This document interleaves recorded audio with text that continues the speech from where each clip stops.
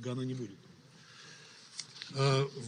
The 8,980th meeting of the Security Council is called to order. The provisional agenda for this meeting is letter from the Permanent Representative of Ukraine to the United Nations, dated 28 February 2014, addressed to the President of the Security Council, document S/2014/136. The agenda is adopted. In accordance with Rule 37 of the Council procedure, I invite the representative of Ukraine to participate in this meeting. It is so decided. The Security Council will now begin its consideration of item 2 of the agenda. Members of the Council have before them document S/2022/160, the text of a draft resolution submitted by Albania and the United States of America. The Council is ready to proceed to the vote on the draft resolution before it. I shall put the draft resolution to the vote now. Will those in favor of the draft resolution contained in document S/2022/160 please raise their hand?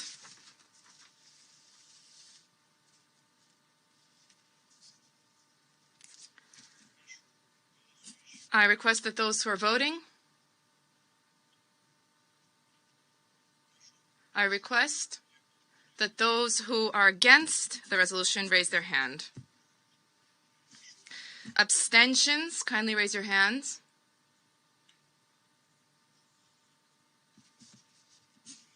The result of the voting is as follows: 11 votes in favor, 1 vote against, 3 abstentions. Given, in line with established procedure at the Security Council, this matter and this vote was procedural in nature, the draft resolution is now deemed to be adopted as Resolution 2623, 2022. I now give the floor to those members of the Council who wish to make statements after the vote. And I give the floor to the representative of the United States. Colleagues, on Friday night, we stood together outside this chamber to declare that the Russian veto would not stop us from holding Russia accountable for invading a sovereign state, a state that dared to be a democracy. Russia vetoed Friday's resolution, but as I have said before, Russia cannot veto our voices, Russia cannot veto the Ukrainian people, and Russia cannot veto the UN Charter. Russia cannot and will not veto accountability. Now the Security Council has taken an important step forward toward that accountability. For the first time in decades, it has called for an emergency special session in the General Assembly. The Council members who supported this resolution recognize that this is no ordinary moment. We need to take extraordinary actions to meet this threat to our international system and do everything we can to help Ukraine and its people. Just this morning, President Putin put Russia's nuclear forces on high alert, even though he is invading a country with no nuclear weapons and is under no threat from NATO, a defensive alliance that will not fight in Ukraine. This is another escalatory and unnecessary step that threatens us all. We urge Russia to tone down its dangerous rhetoric regarding nuclear weapons. These are issues that affect all member states, and now in the General Assembly, they can all make their voices heard on Russia's war of choice. We will then vote on a resolution that will hold Russia to account for its indefensible actions and for its violations of the UN Charter. As we speak, rockets continue to rain down on Kyiv and across Ukraine. Tanks are tearing through cities. Russia readies still more brutal weaponry. Bombs that flatten cities and indiscriminately target civilians for an unjustifiable assault fabricated out of lies and the rewriting of history. Russia also propagates outrageous lies about Ukraine's conduct in its own defense. We are alarmed by the mounting reports of civilian casualties, videos of Russians' forces moving exceptionally lethal weaponry into Ukraine, and the widespread destruction of civilian facilities like residences, schools, and hospitals. To the Russian officers and soldiers, I say, the world is watching. Photographic and video evidence is mounting, and you will be held to account for your actions. We will not let atrocities slide. Those of us here, safely sitting in this hallowed hall, have a moral responsibility to respond to Russia's desecration of human life. That means humanitarian aid, like the thermal blankets USAID has already airlifted to tens of thousands of Ukrainians in need, and the recently announced $54 million in additional humanitarian assistance that will reach hundreds of thousands more.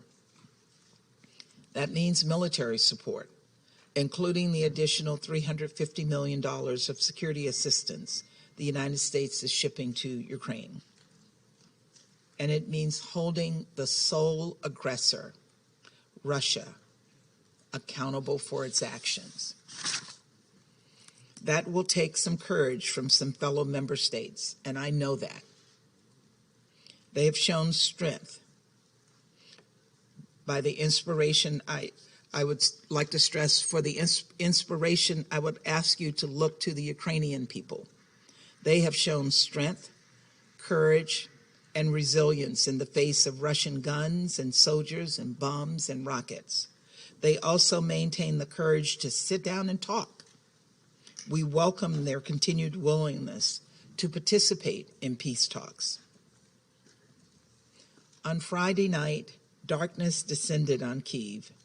Missiles attacked a sheltering city. But the next morning, Ukrainians woke up to a new citizen, a baby girl born to a mother in a bomb shelter.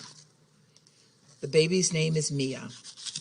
Photos of her tiny hand gripping her mother as they hid underground have inspired the world. Let us have the courage of Mia's mother. Let us have the courage of the Ukrainian people standing bravely to defend their democracy, their way of life, and their futures.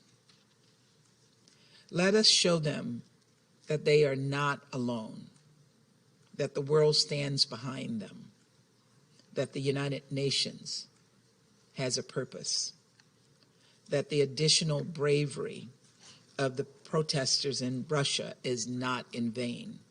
Let us do everything we can to help the people of Ukraine as they stand up for themselves, for their sovereign country, and for their children. Thank you. Thank you. I now give the floor to the representative of Albania. Dear colleagues, Albania voted in favor and welcomes the adoption of this resolution. Formally, this short text is of purely procedural nature, but its significance is of historic proportions. Last Friday, Evita tried to lock the UN at a time when we need it most. Not anymore. Those 5 lines of the text we just adopted open the big doors of the place where the world meets, the UN General Assembly, to speak out and condemn an unprovoked and unjustified pure act of aggression. The UNGA emergency session is all about condemning an unprovoked war. It is all about upholding the UN Charter.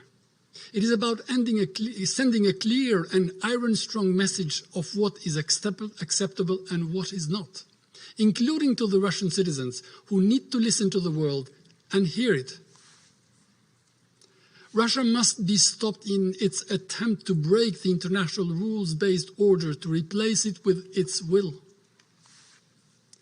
All member states, especially the small ones like mine, which constitute the majority of the UN, must remember that international law, rules and the UN Charter are their best friend, their best army, their best defense, their best insurance. Russia's actions undermine them. It is time to learn from the past mistakes, not repeat and perpetuate them. Russia can, at any moment, come back to reason, stop the war, recall its invading troops, go back to talks, but real talks for peace, not for surrender and capitulation. But this needs lucidity, courage and wisdom, not threats for apocalypse. As we said last Friday, this is no time to stay idle or look away. It's time to stand up. Ukraine and Ukrainians are resisting. My stain и будем стоять с Украине. Thank you. Thank you. I give the floor to the representative of France. Mr. President, on Friday, the Russian Federation was alone at the Security Council in blocking the adoption of a resolution that was co-sponsored by 82 members of the United Nations. They called for an end to the aggression of Ukraine. France cannot accept this block. For this reason, today, we voted in favor of this new resolution, which calls for an emergency special session of the General Assembly. The Security Council remains seized of the matter. France will remain mobilized to that end to ensure that there be an upholding of its primary responsibility for the maintenance of international peace and security. In this context, the President of the French Republic, Emmanuel Macron, called for the Security Council to meet tomorrow to address the humanitarian situation in Ukraine. France will, alongside Mexico, submit a draft resolution in order to guarantee unfettered humanitarian access to meet the urgent needs of the people in Ukraine. Mr. President, in the light of those who are attempting to impose the law of the strongest, the international community has a duty to demonstrate its unity, its solidarity, and the primacy of rule of law. France stands steadfastly alongside Ukraine and its people. Thank you. I thank the representative of France, and I now give the floor to the representative of Ireland. Mr. President, Ireland once again strongly condemns the Russian Federation's further invasion of Ukraine, a sovereign and independent country. Since we last met on Friday, the Russian Federation has intensified its unjustified and unprovoked attack against Ukraine. Russia's aggression is causing mounting hardship and suffering for the people of Ukraine, who have shown remarkable resilience and resolve. Ireland stands in full solidarity with them today. Mr. President, this Council has a responsibility to act in the face of conflict and to respond to this grave threat to international peace and security. We have failed to exercise that responsibility. We were rendered powerless to do so in spite of the clear will of 11 members of this Council by the Russian Federation's use of the veto in a flagrant attempt to excuse its own military aggression against Ukraine, a fellow member of our United Nations. The use of this anachronistic veto in these terrible and tragic circumstances is reprehensible and undermines the legitimacy of this Council in the eyes of the watching world. However, the veto will not prevent the international community from responding to Russia's blatant breaches of international law, nor will it deter us from holding Russia accountable for its actions. Ireland voted in favour of this draft resolution to decide to call an emergency special session of the General Assembly. Ireland calls on our fellow members of the General Assembly to step up where the Council has failed, to uphold the principles of the UN Charter, to condemn aggression and to support a return to the path of diplomacy and peace.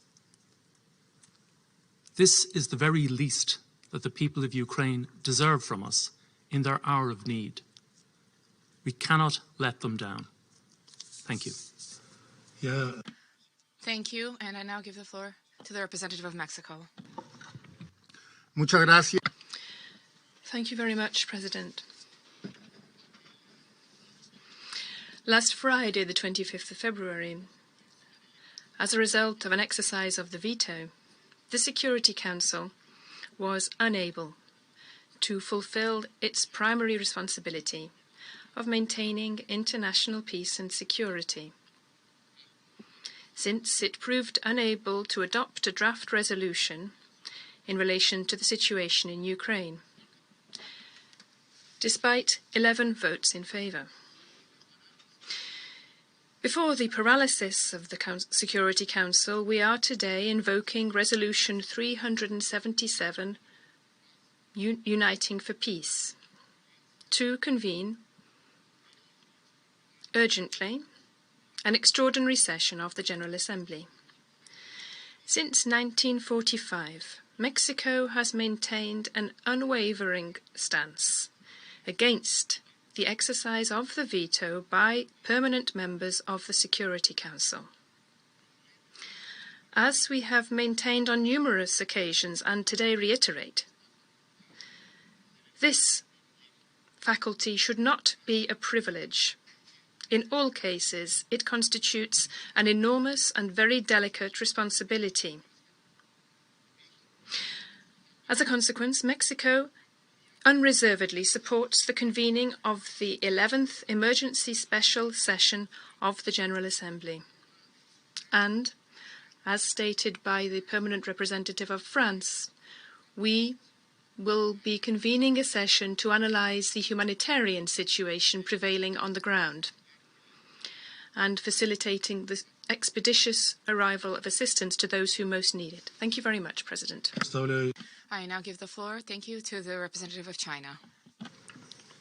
谢谢主席。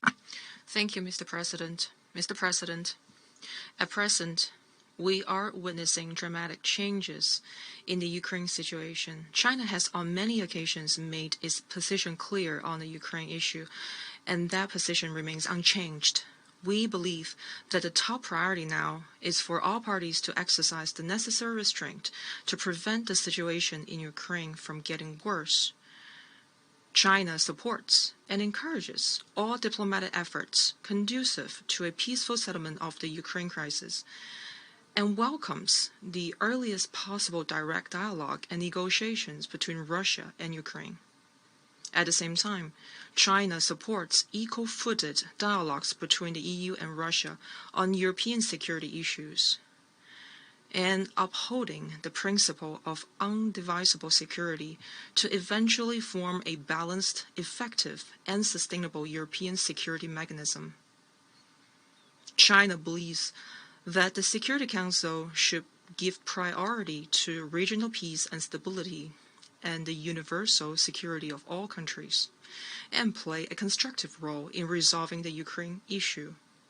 Actions taken by the UN should help cool the situation and facilitate diplomatic solution to avoid escalation of tensions. I thank you, Mr. President. Thank you. I now give the floor to the representative of the United Kingdom. Thank you, Mr. President. The United Kingdom welcomes the result of this vote today. By voting in favour of convening an emergency special session of the General Assembly on Ukraine tomorrow, the members of this Council have laid bare Russia's diplomatic impotence. Russia again was isolated in opposing this resolution. But Russia cannot stop the world from coming together to condemn its invasion of Ukraine.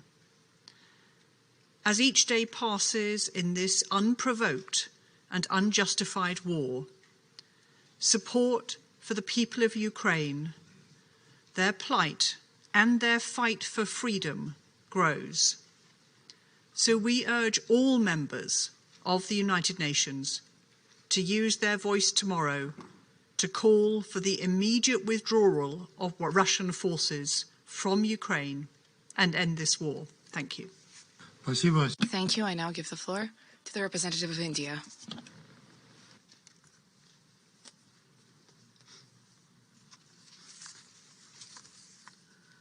Mr. President, it is regrettable that the situation in Ukraine has worsened further since the Council last convened on this matter. We reiterate our call for immediate cessation of violence and an end to all hostilities. There is no other choice but to return back to the path of diplomacy and dialogue. Our Prime Minister has advocated this strongly in his recent conversations with the leadership of the Russian Federation and Ukraine. In this regard, we welcome today's announcement by both sides to hold talks at the Belarus border. The global order is anchored on international law, UN Charter, and respect for territorial integrity and sovereignty of all states. We are all agreed on these principles. We continue to be deeply concerned about the safety and security of Indian nationals, including a large number of Indian students who are still stranded in Ukraine. Our evacuation efforts have been adversely impacted by the complex and uncertain situation at the border crossings. It is important to maintain an uninterrupted and predictable movement of people. It is an urgent humanitarian necessity that must be immediately addressed. Taking into consideration the totality of circumstances, we decided to abstain. Thank you. Thank you. I now give the floor to the representative of Norway.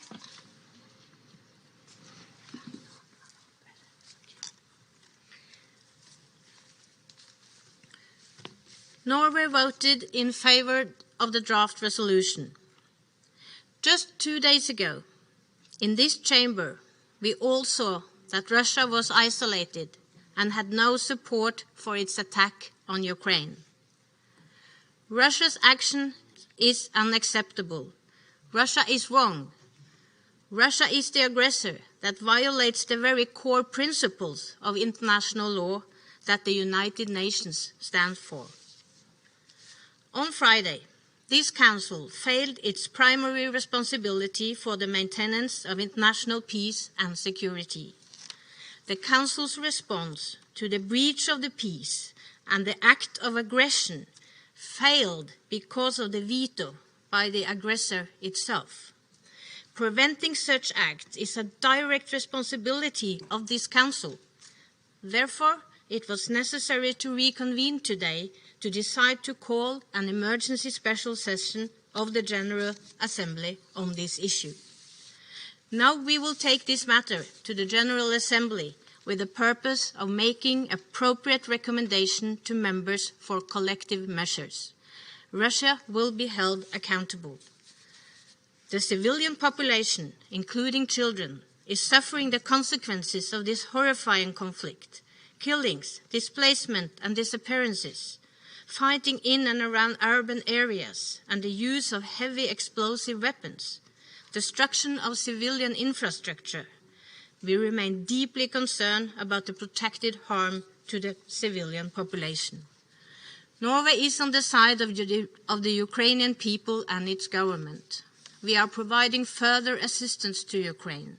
The Norwegian government has today decided to provide $226 million in humanitarian assistance to Ukraine. Let me conclude by reiterating that Norway insists that the Russian Federation immediately, completely and unconditionally stops all fighting and withdraws all its forces from the territory of Ukraine. Thank you. Thank you. I now give the floor to the representative of Brazil.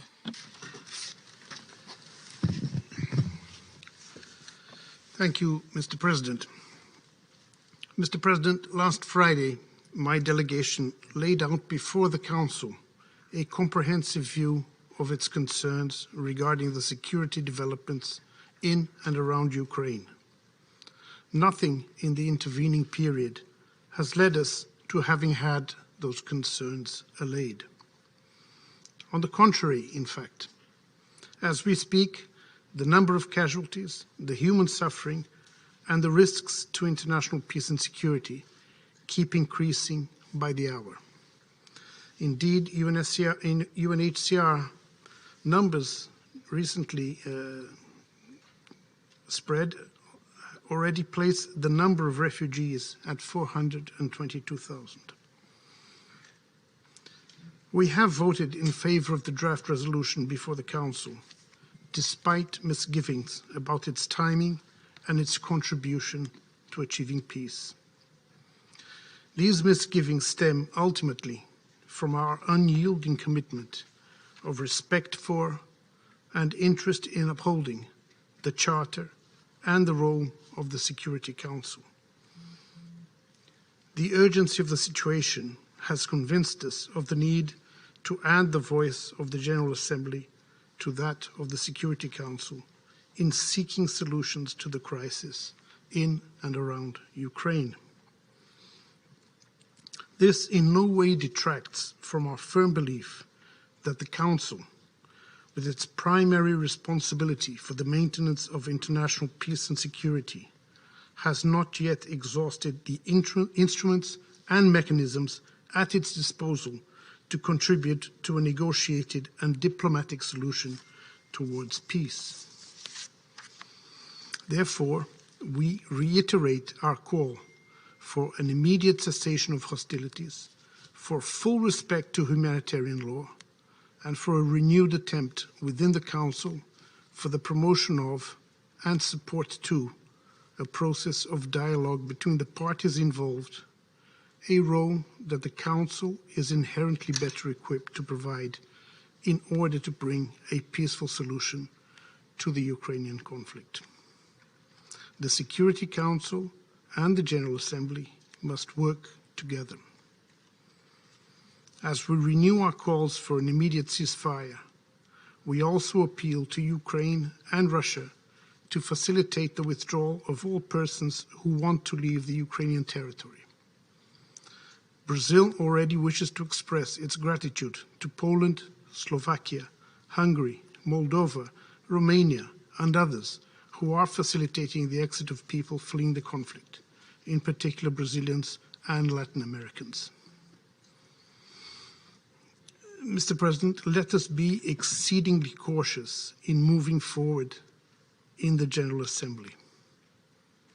The supply of weapons, the recourse to cyber attacks, and the application of selective sanctions, which could affect sectors such as fertilizers and wheat, with a strong risk of famine, entail the risk of exacerbating the conflict and not of solving it. We cannot be oblivious to the fact that these measures enhance the risks of wider and direct confrontation between NATO and Russia. It is our duty, both in the Council and in the General Assembly, to stop and reverse this escalation. We need to engage in serious negotiations in good faith that could allow the restoration of Ukraine's territorial integrity, security guarantees for Ukraine and Russia, and strategic stability in Europe. I thank you. Thank you. I now give the floor to Gabon.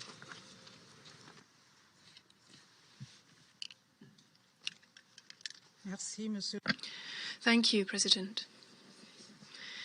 The Council is meeting this Sunday to try to echo the unequivocal messages of the international community against the war in Ukraine. As we have stated before this Council just 2 days ago, we reiterate our constant attachment to the founding principles of the Charter of the United Nations, which compel each one of its member states. We also have faith in in international solidarity and multilateralism. It is on behalf of these values, which give our organisation and our charter its full relevance and nobility, that we voted in favour of holding a special session of the General Assembly of the United Nations on Ukraine. Our thoughts today go to those innocent people who are suffering the horrors of a war that they have neither chosen nor provoked. These thousands of civilians who are fleeing their homes, their towns and their country to seek refuge elsewhere. My country is deeply concerned by the attacks against civilians and civilian public goods and calls for de-escalation. We call upon the belligerents to abstain from any use or threat of the use of weapons whose effects would be indiscriminate. Finally, Gabon continues to call for an immediate ceasefire and a resumption of frank, sincere dialogue. It is still time. It is always time to choose dialogue and diplomacy over force. Thank you. Thank you. I now give the floor to the United Arab Emirates.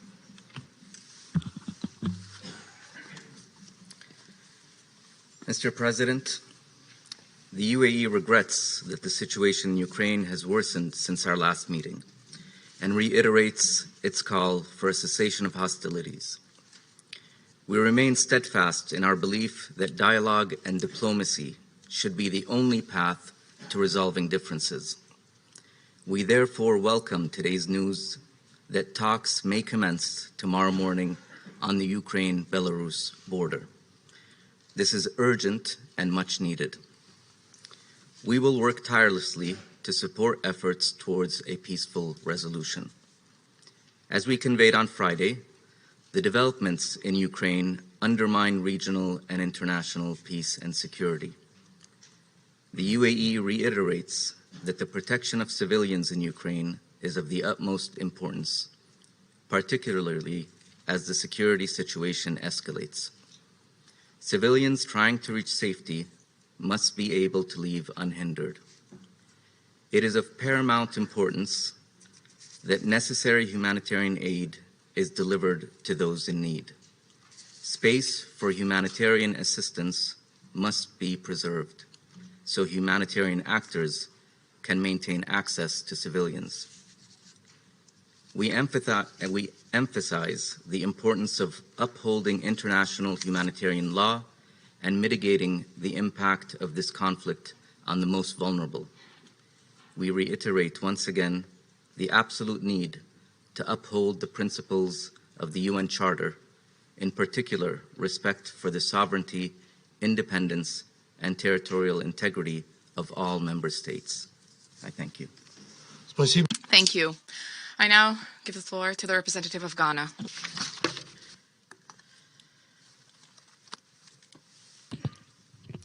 Mr. President, let me begin by acknowledging the dangerous moments we live in and noting the necessity for diplomacy to triumph over war.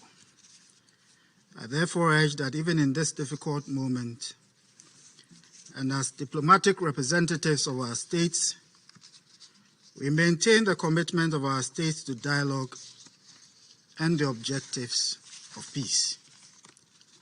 Last Friday, because of the exercise of the veto, this Council was unable to assume its primary responsibility to act on a threat to international peace and security following the Russian Federation's aggression against Ukraine.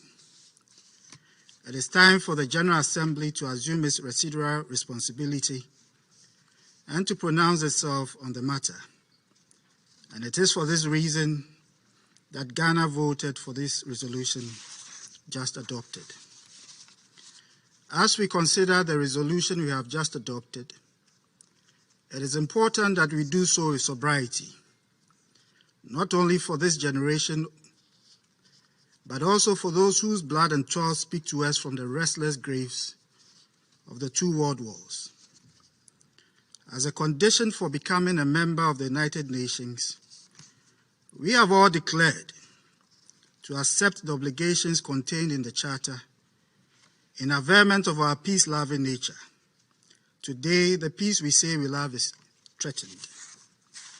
Ghana therefore calls on all member states to participate in the emergency special session of the General Assembly in a constructive manner, to unite around the call for peace in stopping this unjustified war that has already caused the needless loss of many lives. I thank you very much for your kind attention. Thank you.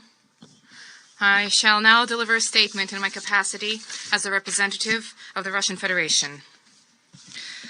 The Russian Federation voted against the draft resolution submitted in connection with the fact that its sponsors proposed that it be registered that the Security Council failed to exercise its primary responsibility for the maintenance of international peace and security. At the same time, we did not see even a hint at an attempt to reach a constructive solution at the Council. And yet, 2 days ago, we blocked a draft specifically for the reason that it was both one-sided and imbalanced. We have not seen any new initiatives since then.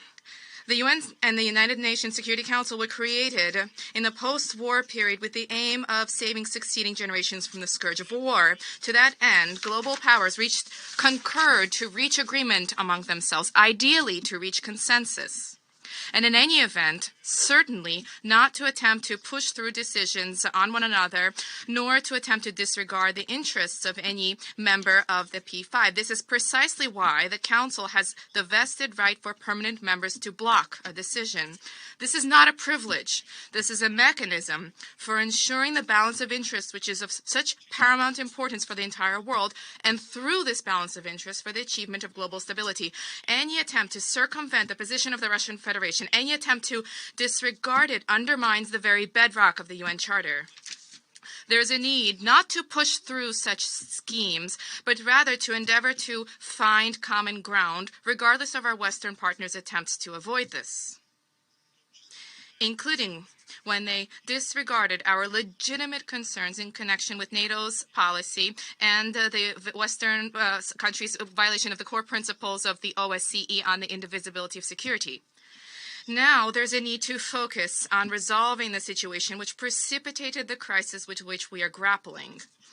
This crisis broke out not as a result of the launch of the Russian special military operation in Ukraine, but much earlier, when for 8 years you turned a blind eye to the crimes perpetrated by the Ukrainian nationalists in Donbass. And again, today, you did not mention at all the suffering of the residents of Donbass.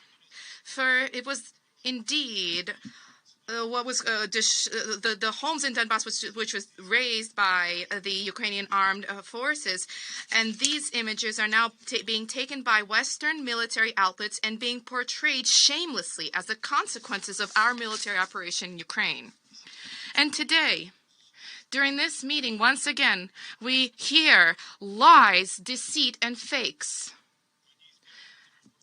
about the indiscriminate shelling of Ukrainian cities, hospitals, and schools. The Russian army does not threaten civilians in Ukraine. It's not shelling civilian infrastructure. A threat to civilians is now posed by Ukrainian nationalists who have effectively seized as hostages the residents of Ukraine, and they are using them now as human shields. There is a multitude of evidence from Ukrainians that the nationalists, despite their protests, are taking heavy equipment, multiple rocket launchers, and deploying them in residential areas. This is an egregious violation of international humanitarian law, which needs to be duly condemned. Essentially, this is the same tactic that is being used by ISIL terrorists.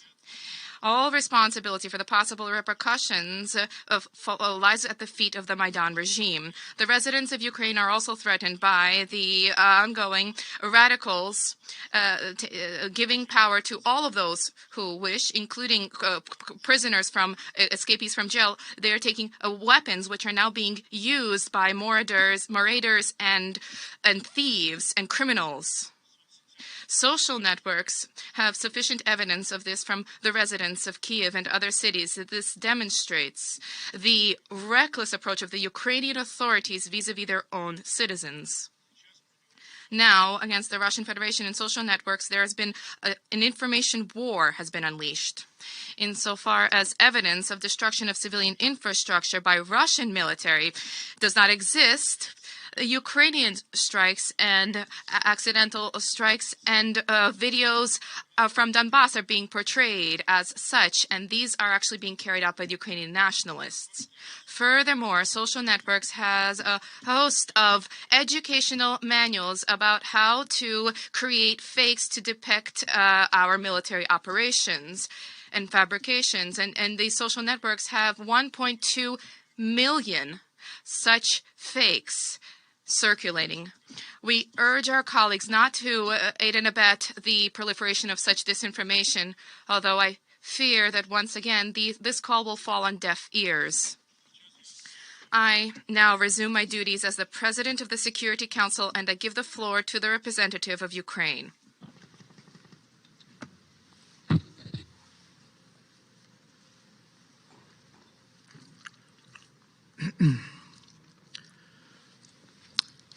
Distinguished members of the Security Council,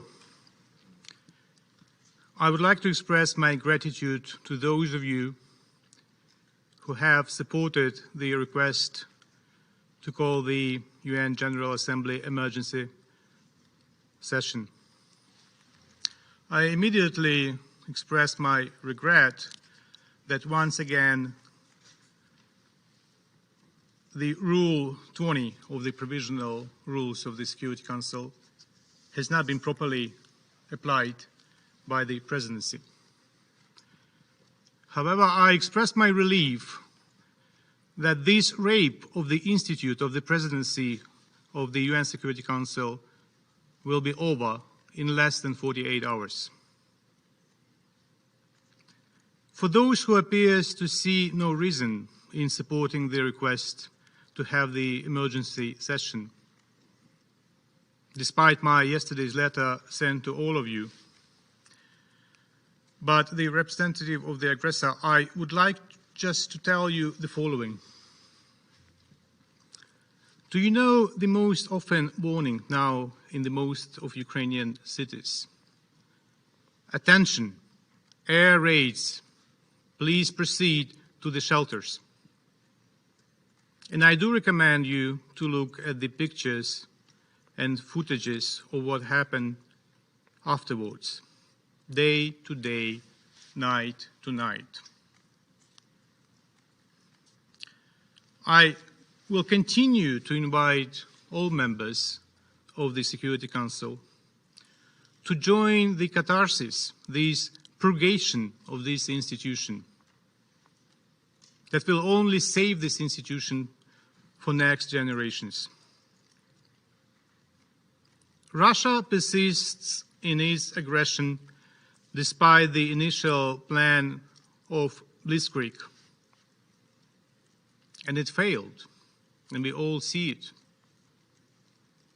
This failure prompted the bloody and mad Russian leadership to order heavy shellings of the residential areas, critical infrastructure and storages of hazard materials in retaliation for Ukrainian resilience and resistance. It is extremely alarming that the Russian president has resorted today to open nuclear blackmail. The world must take this threat very seriously. Excellencies, now the most intense fighting occurs around the Ukrainian capital, as well as in the northeast, Kharkiv, Sumy, Chernihiv, and in the south, Kherson, Zaporizhia, Mariupol. long-range operational and tactical aircraft, high-precision long-range weapons, multiple rocket launcher systems are widely used against the Ukrainians. Among the most telling recent examples of Russian course of action in Ukraine, missile strike on the town of Vasilkiv, which is practically a suburb of the capital. A missile hit the oil depot, causing a large-scale fire. It was also shelling in Kharkiv that damaged the gas pipeline. According to the Ukrainian Health Minister Viktor Pleshko, at least 16 children were killed since 24 February 2022, when a large-scale military aggression against Ukraine was launched. On February 26, a 7-year-old girl who had been seriously wounded during the shelling of the kindergarten son in the city of Akhtirka died. On the same day, due to the shelling and gunshots, one child was killed and 2 wounded in the National Children's Hospital Ahmadit in Kyiv. Due to threat of air raids, maternity hospitals in a number of Ukrainian cities, including Kyiv, Kharkiv, Sumy, Irpin, Bucha, to name just a few, could not operate normally. Ukrainian children are born in bomb shelters. According to the Ministry of Education of Ukraine, as of now, more than 350,000 school children have no access to education. 33 schools with over 5,500 students are closed due to severe insecurity in civil areas. Today I have brought these appalling facts to the attention of the UNICEF, asking to respond immediately to the situation, give proper qualification to the actions of the Russian Federation, and take all possible measures to stop further deaths and violence against children in Ukraine due to the blatant Russian aggression. I sent it by the diplomatic note, and I'm looking forward to work with the UNICEF on the issue. The losses of the enemy as early February 27 have amounted to nearly 4,300 personnel killed and over 200 taken as prisoners of war. The detailed information is posted by the Ministry of Defense of Ukraine. Distinguished members of the Security Council, as always, Russia denies that its soldiers are taken prisoners, that taken prisoners are recognized, or the soldiers that are killed are recognized. In this regard, Ukraine has opened a hotline entitled Come Back Alive from Ukraine for relatives of Russian soldiers who are not aware of their whereabouts and cannot contact them. The hotline is opened by the government of Ukraine. Over 100 calls from Russian mothers were received during the first hour of its work. It is unfortunate, however, that today, pursuant to the decision of the Prosecutor General of the Russian Federation, the line and the dedicated website has been shut down. So I want to use this opportunity to read the telephone number for anyone in Russia who would like to call and ask about the killed or taken prisoners or soldiers who are taken prisoners in Ukraine and inquire about their well-being. It is 380 89 42 01 860. We will distribute this information after the meeting, and I hope that after I read this number, the Russian Federation and its government would not shut down the website of the United Nations. We condemn that Belarus is being deeply engaged in the armed aggression against Ukraine. Since the beginning of the Russian aggression, this country has provided its territory for Russian offensive. Today, the Ukrainian city of Zhytomyr, in fact the airport of Zhytomyr, was hit by Iskander missiles launched from the territory of Belarus. What an invitation for the negotiations at the border of Belarus. Or was it an escalation and raising stakes by the aggressor on the eve of the negotiations?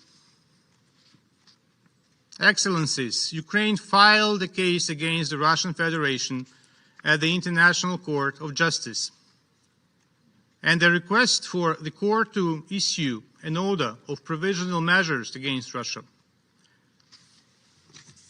We will distribute this information, and very soon, if it's not already there, it will be available on the site of the court.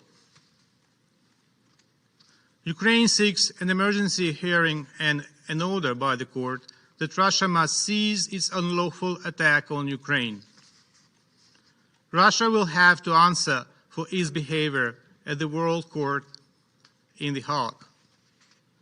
The court has jurisdiction to hear Ukraine's case and to order emergency measures on the basis of the Convention on the Prevention and Punishment of the Crime of Genocide, so-called Genocide Convention.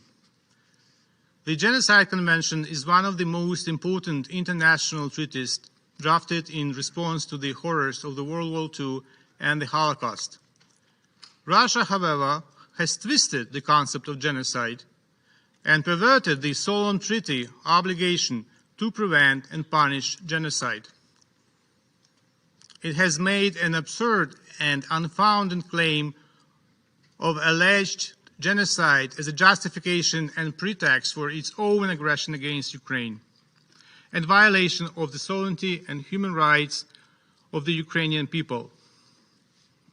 Ukraine's case before the ICJ will establish that Russia's aggression against Ukraine is based on a lie and a gross violation of international law and must be stopped. As the Ukrainian people continue to bravely stand against Russian aggression, Russia's lies will be exposed, and Russia's contempt for international law will be confirmed. Ukraine will bring Russia to account.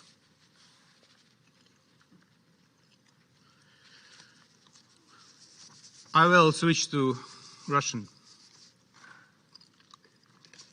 To conclude, I wish to turn personally to the ambassador of the Russian Federation. During a previous meeting, I spoke about the children and their parents. Parents who took pride of or were ashamed of the steps taken by their kin. It seemed to me at that point that you took my words very personally. I would be ready to take my words back if you were to follow the example of your colleague, Oleg Anisimov, the head of the delegation of the Russian Federation for the closure of the Intergovernment Expert Group on Climate Change, the Intergovernmental Panel on Climate Change. Today, in response to the emotionally charged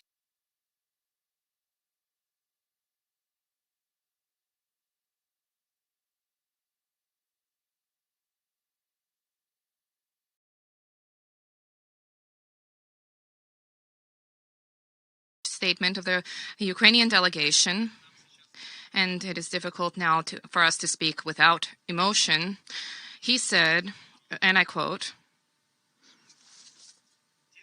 that those who see what is taking place can find no justification for the attack against Ukraine. End of quote. This was delivered during the closed part of the event, but it was confirmed by a number of participants and subsequently by Mr. Anisimov himself. There's always place in life for choices. There are always options. For example, one can remain a human being, a person, or they can continue to defend evil. And this is a choice which lies with every individual, always. I thank you. The list of speakers is closed. The meeting stands adjourned.